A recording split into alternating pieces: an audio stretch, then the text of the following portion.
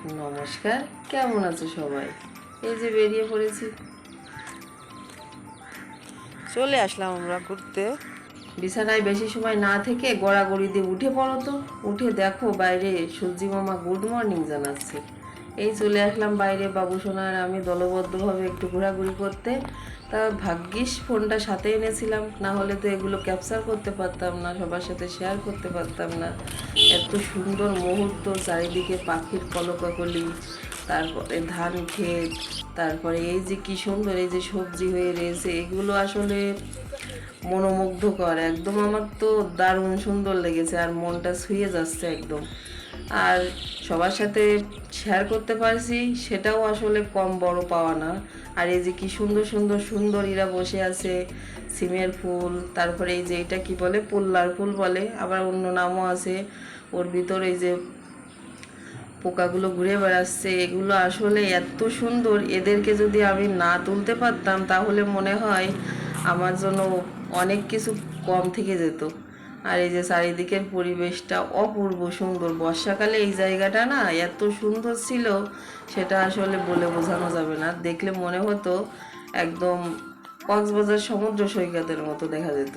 তখনও কিন্তু বিভিন্ন জায়গা থেকে মানুষ আসতো এখানে ঘুরতে। আমি আর বাবু বেরিয়ে পড়লাম সকাল সকাল। হাঁসগুলো কিন্তু এখানে সকাল সকাল গলার আওয়াজ করছে, আমাকে দেখে থেমে গেল। আর এই সুন্দরীদের মনে হচ্ছে তুলে নিয়ে যায় সাথে করে, তবে গাছে থাকলে বেশি সুন্দর লাগে, এই জন্য আর তুললাম না।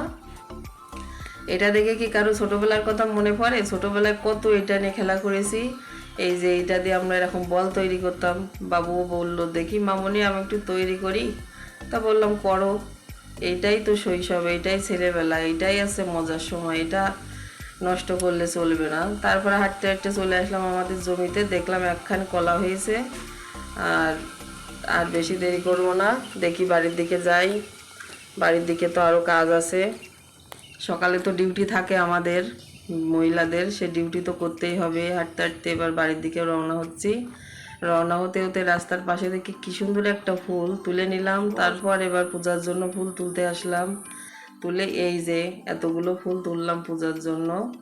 আগে তো ঈশ্বরকে দিতে হবে, যে যার স্রষ্টাকে আগে খুশি করতে হবে সকালে, তারপরে তো অন্য কাজ।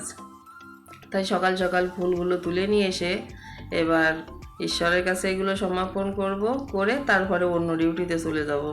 তো তোমাদের ভিডিওটা কেমন লাগলো সবাই জানাবে অবশ্যই। এবার রান্নার তোড়জোড় শুরু হবে। চলে আসলাম আমার মেন কার্যালয়ে। চলে এসে এই যে এগুলো গোছগাছ করে নিয়েছি, রান্না করব। সব নিরামিষ পদ। সবাইকে টাটা, ধন্যবাদ।